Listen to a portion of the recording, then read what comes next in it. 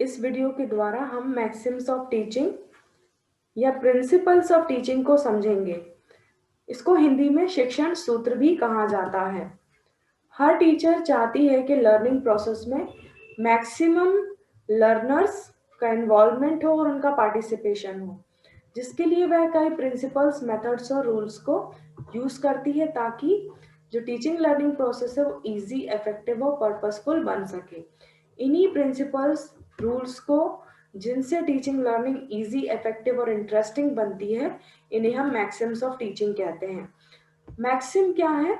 Maxim rules हैं और principles हैं जो कई ऑब्जर्वेशन के बाद इवॉल्व हुए हैं, और ये मैक्सिम्स टीचर्स के फ्यूचर एक्शन और बिहेवियर को गाइड करते हैं। ये कई प्रकार के होते हैं, जैसे कि known to unknown, simple to complex, particular to general, concrete to abstract, whole to part, analysis to synthesis, near to far. अब ये यूज कैसे करते हैं? इनको लेसन के डेवलपमेंट में यूज किया जाता है। हम ये मैक्सिम सब्जेक्ट के नेचर, टॉपिक के नेचर और स्टूडेंट के मेंटल एज के अकॉर्डिंग इनको चूज करते हैं और लेसन को इंट्रोड्यूस करते हैं और धीरे धीरे अपने टॉपिक तक उनको लीड करते हैं। सबसे पहले हम जानते हैं मैक्सिम नोन टू अननोन के बारे में। ये मैक्सिम हम कहाँ यूज करते हैं? जहां हमें पता होता है कि स्टूडेंट्स को टॉपिक के बारे में पहले से कुछ प्रीवियस नॉलेज है। उस प्रीवियस नॉलेज को हम यूज करते हुए उनको न्यू नॉलेज तक लीड करते हैं। ये बहुत ही, इससे टीचिंग बहुत क्लियर और डेफिनेट बन जाती है। इस मैक्सिम से फायदा ये होता है कि उनका रिटेंशन लेवल बेटर बनता है। क्यों? क्योंकि जो ऑलरेडी उनको नोन है वहां से हम लिंक करके न्यू नॉलेज उनको प्रोवाइड करते हैं। इससे लर्निंग प्रोसेस भी फैसिलिटेट होती है और टीचर्स को भी कम एफर्ट लगाना होता है। इसलिए ये इकोनॉमिक मेथड, इकोनॉमिक मैक्सिम होता है टीचिंग का, और ये एक नेचुरल मेथड है टीचिंग का।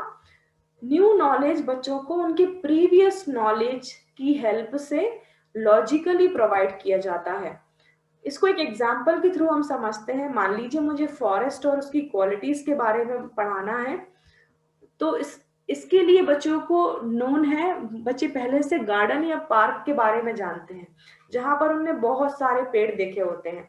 उसको यूज करके हम कुछ क्वेश्चंस पूछ सकते हैं, डिस्कशन क्लास में कर सकते हैं, और धीरे धीरे उनको जो न्यू नॉलेज है फॉरेस्ट, वहां तक उनको लीड किया जा सकता है और अपने स्टेटमेंट ऑफ द एम को आप क्लास में डिक्लेयर कर सकते हैं। वहां से फॉरेस्ट के बारे में उनको आप एक्सप्लेन कर सकते हैं। दूसरा एग्जाम्पल है, ऑक्सीजन के बारे में मुझे मान लीजिए पढ़ाना है, तो वो ब्रीथिंग के बारे में ऑलरेडी जानते हैं, वहां से स्टूडेंट से क्वेश्चन किए जा सकते हैं, डिस्कशन किया जा सकता है और धीरे धीरे उनको टॉपिक तक लीड किया जा सकता है। यहाँ पर आपको ज्यादा मेहनत करने की जरूरत नहीं है, कोई चार्ट नहीं दिखाना है, कोई पिक्चर नहीं दिखाना है, क्योंकि आपको मालूम है कि स्टूडेंट्स ने पहले से कुछ देख रखा है और उसके ब्रेन में वो है। जब आप उसका नाम लेंगे तो वह ऑटोमेटिकली इमेजिन कर पाएगा। मान लीजिए मुझे प्रॉफिट और लॉस के बारे में पढ़ाना है, तो उन्होंने दुकानदारों की यहाँ बाइंग और सेलिंग की एक्टिविटी को देखा है, तो उसका रेफरेंस देकर हम उनको प्रॉफिट और लॉस तक लीड कर सकते हैं। अगला मैक्सिम है कॉन्क्रीट टू एब्स्ट्रैक्ट। इस मैक्सिम का यूज हम वहां करते हैं जहां पर हमें मालूम है कि स्टूडेंट्स को प्रीवियस नॉलेज नहीं है, तो हमें कुछ ना कुछ कॉन्क्रीट चीज उनको दिखानी होती है। तो हम लेसन को कैसे इंट्रोड्यूस करेंगे? कुछ कॉन्क्रीट चीज से लेसन को इंट्रोड्यूस करेंगे जिसको वह अपने सेंसेस से परसीव कर सके, और धीरे धीरे जब उसके बारे में आप बात करेंगे तो वो उसको फिर इमेजिन कर पाएंगे और कभी भी उसको नहीं भूलेंगे। यहाँ पर हम शुरू कैसे करते हैं? कॉन्क्रीट चीज से, जिसको वो 5 सेंसेस से ऑब्जर्व कर सके। दिखाइए पहले क्लास में, उसके बारे में पूछिए और फिर उनको धीरे धीरे एब्स्ट्रैक्ट तक लीड कर सकते हैं। मतलब हम जब भी उस चीज के बारे में बात करेंगे तो वह इजीली उसको इमेजिन कर पाएंगे। मान लीजिए मुझे 3rd स्टैंडर्ड में नाउन के बारे में पढ़ाना है, हो सकता है उनको प्रीवियस नॉलेज ना हो। ये नाउन तो एक कॉन्सेप्ट है, तो यहाँ टीचर को उसको समझाने में दिक्कत हो सकती है। यहाँ फिर आप एक काम कर सकते हैं कि कुछ पिक्चर्स बच्चों को दिखाइए, कुछ ऑब्जेक्ट्स क्लास में दिखाइए, कुछ मॉन्यूमेंट्स की इमेज दिखाइए, कुछ फेमस लोगों की पिक्चर दिखाइए, उनके नाम पूछिए और धीरे धीरे नाम शब्द का यूज करते हुए आप क्वेश्चन को पूछ सकते हैं, डिस्कशन करा सकते हैं और उनको नाउन जो कॉन्सेप्ट है वहां तक उनको लीड कर सकते हैं और अपने जो स्टेटमेंट ऑफ द एम है उसको आप क्लास में डिक्लेयर कर सकते हैं। मान लीजिए आपको शेप्स पढ़ाना है, वो भी छोटी क्लासेस में, तो शेप्स हो सकता है उन्होंने देखे ही ना हो, तो आप सबसे पहले डिफरेंट शेप्स को क्लास में दिखा सकते हैं और धीरे धीरे उनके क्वेश्चंस के या डिस्कशन के फॉर्म में या फिर कुछ कुछ बोलकर आप उनको एब्स्ट्रैक्ट तक लेकर जा सकते हैं। प्लैनेट्स के बारे में सिखाना है जो पहले से उन्होंने कभी नहीं देखे हैं, वीडियो दिखा सकते हैं क्लास में, आप उनका एक पिक्चर दिखा सकते हैं और फिर धीरे धीरे उनको एब्स्ट्रैक्ट की तरफ लीड कर सकते हैं। फिर उनको प्लैनेट के कॉन्सेप्ट के बारे में आप समझाएंगे तो वो इजीली उसको इमेजिन कर पाएंगे। अगला मैक्सिम है सिंपल टू कॉम्प्लेक्स। ये ह्यूमन प्रोसेस है, ये जो नेचुरल प्रोसेस है माइंड की कि हम सिंपल चीजों को जल्दी समझते हैं कॉम्प्लेक्स की बजाय। तो जो सिंपल है वहां से लेसन को शुरू करना है और धीरे धीरे सिंपल से क्लास को इंट्रोड्यूस करना और धीरे धीरे उनको कॉन्सेप्ट कॉम्प्लेक्स की तरफ उनको लीड करना है। यहाँ टीचर सबसे पहले सिंपल चीजों से या सिंपल कॉन्सेप्ट से लेसन को स्टार्ट करेगी और धीरे धीरे डिफिकल्ट वन तक उनको लॉजिकली, सिस्टमैटिकली और स्टेप बाय स्टेप मैनर में लीड करेगी या प्रोसीड कराएगी। एक एग्जांपल लेते हैं पार्ट्स ऑफ फ्लावर, उनके फंक्शंस और रिप्रोडक्शन के बारे में मान लीजिए आपको पढ़ाना है। तो सबसे पहले जो सिंपल चीज है उनके लिए वह है फ्लावर। फ्लावर के बारे में आप बात करेंगे तो उनको समझ में आएगी बात, क्योंकि वह उनके लिए सिंपल होगी। आप फ्लावर दिखा भी सकते हैं या उसके बारे में बात कर सकते हैं, वह उनके लिए सिंपल होगा। और धीरे धीरे आप उन फ्लावर के पार्ट्स का नाम बताएंगे, उनके फंक्शंस बताएंगे और उनका रिप्रोडक्शन प्रोसेस बताएंगे फ्लावरिंग प्लांट्स का। तो यहाँ पर सिंपल से शुरू करके धीरे धीरे हम लॉजिकली, सिस्टमैटिकली कॉम्प्लेक्स की तरफ स्टूडेंट्स को लीड करते हैं।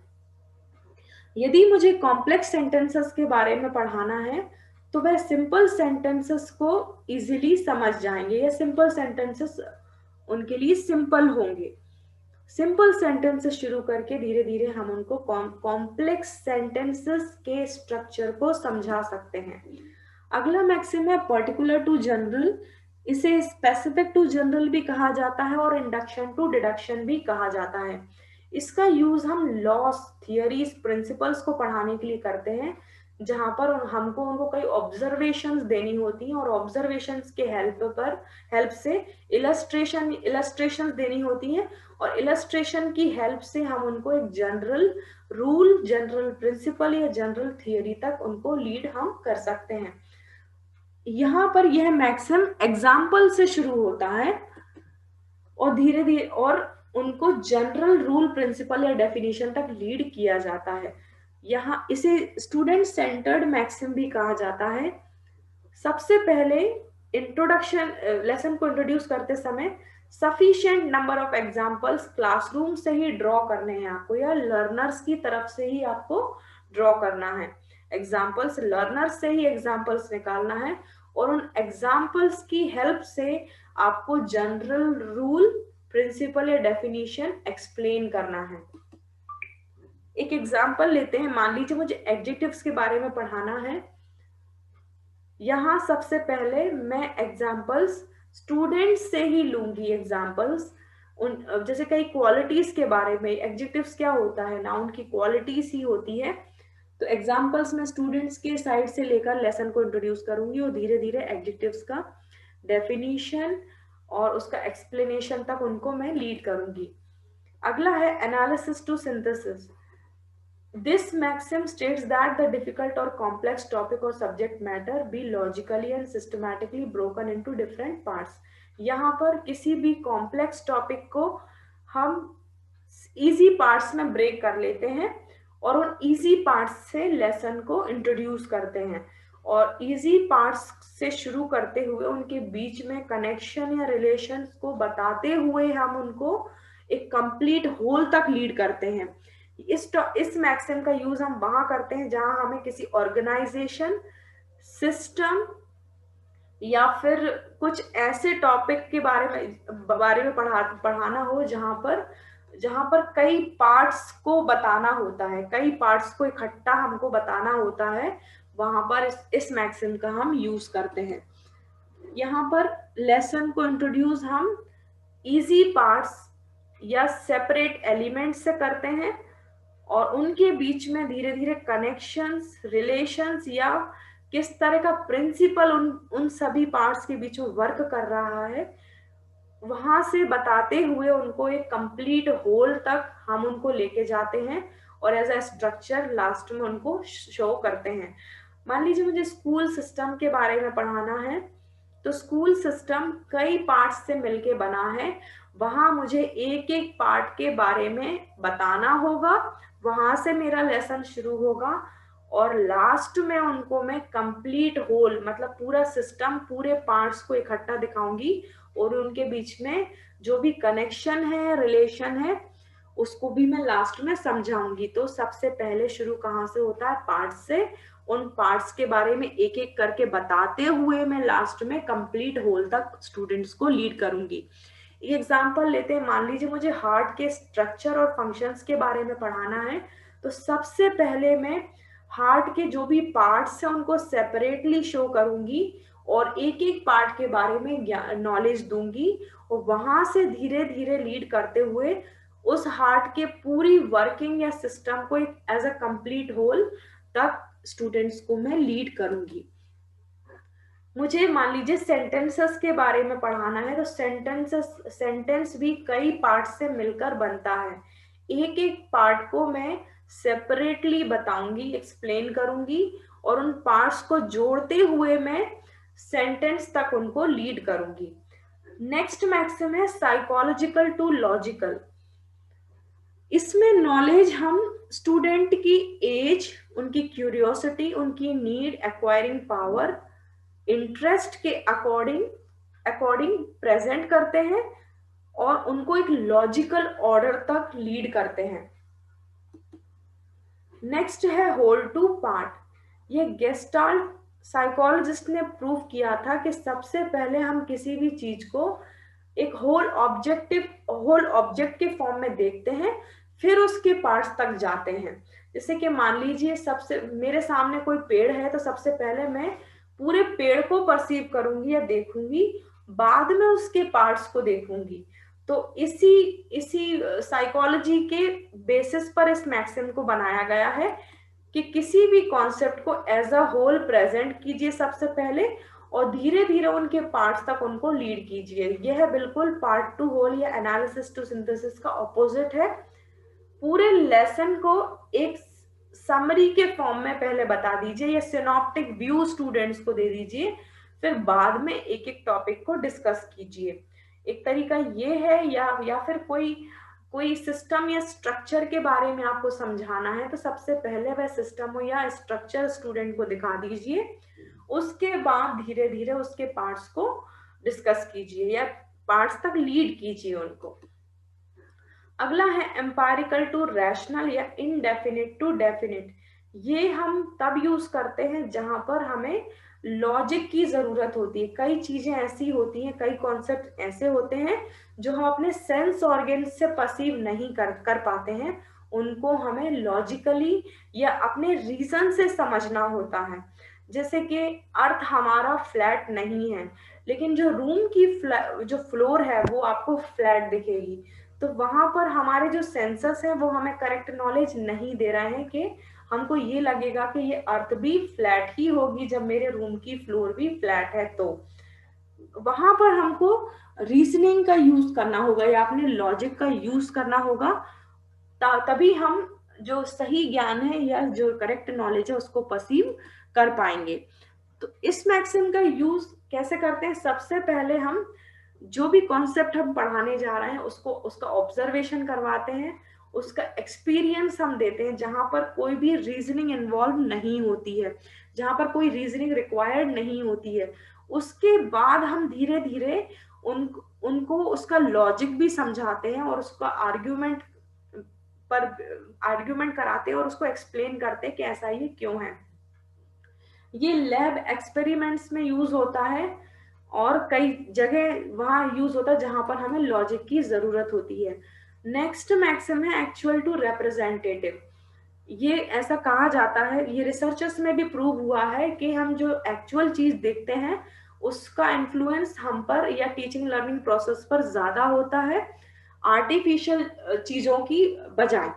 तो सबसे पहले जो हमारी टीचिंग है वो एक्चुअल ऑब्जेक्ट या एक्चुअल मटेरियल से होती है। Teaching learning process actual material से शुरू होती है और धीरे धीरे हम उसके रिप्रेजेंटेटिव तक उनको लीड करके और उस रिप्रेजेंटेटिव का यूज करके उनको टॉपिक को टीच करते हैं। तो यहाँ पर इंट्रोडक्शन के समय एक्चुअल ऑब्जेक्ट दिखाया जाता है और धीरे धीरे उनको उसका एक रिप्रेजेंटेटिव के माध्यम से समझाया जाता है। मान लीजिए मुझे कोई रिवर वैली प्रोजेक्ट के बारे में पढ़ाना है, तो सबसे पहले मैं हो सकता है मैं ट्रिप लगवा दूं किसी रिवर वैली प्रोजेक्ट के तक, और उस रिवर वैली प्रोजेक्ट को वो एक नजर में पूरा परसीव नहीं कर पाएंगे या उसकी फंक्शनिंग को नहीं समझ पाएंगे। तो उसका मैं एक नमूना भी क्लास में दिखा सकती हूँ। उस नमूने के हेल्प से क्लास में मैं उनको पूरा रिवर वैली प्रोजेक्ट के बारे में समझा सकती हूँ। मैं एक बैंक विजिट करा सकती हूँ क्लास में पढ़ाने से पहले, जरूरी नहीं उसी सेम डे पर हो, कुछ दिन पहले भी हम उस जगह को विजिट करा सकते हो। क्लास में बैंक का के स्ट्रक्चर का एक चार्ट दिखा दूं या मॉडल दिखा दूं और उस मॉडल की हेल्प से उनको बैंक का सिस्टम और उसकी फंक्शनिंग के बारे में समझाया जा सकता है। अगला मैक्सिम है नियर टू फार। जो ऑब्जेक्ट या जो कॉन्सेप्ट हमसे दूर होते हैं वह हमें देर से समझ में आते हैं, और यदि उसके जैसा मिलता जुलता कोई कॉन्सेप्ट हमारे आसपास है तो उसकी हेल्प करके हम लेसन को इंट्रोड्यूस करते, जो हमारे इमीडिएट एनवायरनमेंट में है उसकी हेल्प से हम लेसन को इंट्रोड्यूस कर सकते हैं और धीरे धीरे जो चीज दूर है उस तक स्टूडेंट्स को लीड कर सकते हैं। जैसे कि मान लीजिए मुझे गैंजेटिक प्लेन्स के बारे में पढ़ाना है, तो मेरे स्कूल एनवायरनमेंट में यदि कोई प्लेन जगह है, समतल जमीन है, उसका मैं एग्जाम्पल दे के या उस तक उसको दिखा के मैं गैंजेटिक प्लेन्स के बारे में मैं समझा सकती हूँ। यदि मेरे घर के आसपास कहीं मिट्टी का कटाव हो रहा है, सॉइल इरोशन हो रहा है, स्कूल की जो स्लाइड है उसके नीचे यदि सॉइल इरोशन है, तो उसको दिखा के उसकी हेल्प से मैं सॉइल इरोशन के कॉन्सेप्ट को स्टूडेंट को समझा सकती हूँ। यदि यदि यहाँ पर थोड़ा सा मिस्टेक है, ये रेन वाटर हार्वेस्टिंग है। यदि मुझे इसको समझाना है स्कूल में, यदि रेन वाटर हार्वेस्टिंग सिस्टम का यूज किया है तो उसकी हेल्प से मैं उनको रेन वाटर हार्वेस्टिंग के पूरे सिस्टम को समझा सकती हूँ। स्कूल में भी आजकल सोलर पैनल्स होते हैं, उनकी हेल्प से मैं उनको सोलर पैनल के कॉन्सेप्ट को समझा सकती हूँ। अब जैसे कि मान लीजिए मुझे आंध्र प्रदेश के बारे में पढ़ाना है, तो यहाँ मैं होल टू पार्ट मैक्सिम का यूज कर सकती हूँ। पहले एक कंप्लीट होल को, जैसे कि इंडिया के मैप को स्टूडेंट के सामने प्रेजेंट करूंगी और फिर बताऊंगी कि आंध्र प्रदेश की लोकेलिटी कहाँ पर है, आंध्र प्रदेश कहाँ लोकेटेड है। तो वह कभी भी इंडिया के मैप में नहीं भूलेंगे कि आंध्र प्रदेश किस साइड है और उसका स्ट्रक्चर क्या है और उसके पड़ोसी राज्य कौन से हैं। तो यहाँ होल टू पार्ट मैक्सिम का यूज यदि मैं करूं तो इंट्रोडक्शन के समय में पूरी इंडिया के मैप से लेसन को स्टार्ट करूंगी और धीरे धीरे उनको आंध्र प्रदेश तक लेकर आऊंगी और फिर बाद में आंध्र प्रदेश के बारे में मैं समझाऊंगी। कमर्शियल बैंक है, यहाँ पर मैं एनालिसिस टू सिंथेसिस भी यूज कर सकती हूँ या होल टू पार्ट भी यूज कर सकती हूँ। यदि मैं एनालिसिस टू सिंथेसिस यूज करती हूँ तो मुझे सारे पार्ट्स अलग अलग शो करने होंगे। यहाँ से मेरा लेसन स्टार्ट होगा और लास्ट में कंप्लीट होल को मैं प्रेजेंट करते हुए इसकी फंक्शनिंग को मैं समझा सकती हूँ या इसके relation with different different parts से क्या है वह मैं समझा सकती हूँ। और यहाँ पर मैं एम्पायरिकल टू रैशनल मैक्सिम का यूज कर सकती हूँ कि पहले मैं उनको लैब में ले जाऊं, ऑब्जर्व कराऊं, एक्सपीरियंस दूं, उसके बाद उसके लॉजिक को समझाऊं कि ये जो चेंज है वो कैसे हुआ, वो क्यों हुआ। Part of the heart and their functions, इसको पढ़ाने के लिए मैं होल टू पार्ट भी यूज कर सकती हूँ या फिर एनालिसिस टू सिंथेसिस भी यूज कर सकती हूँ।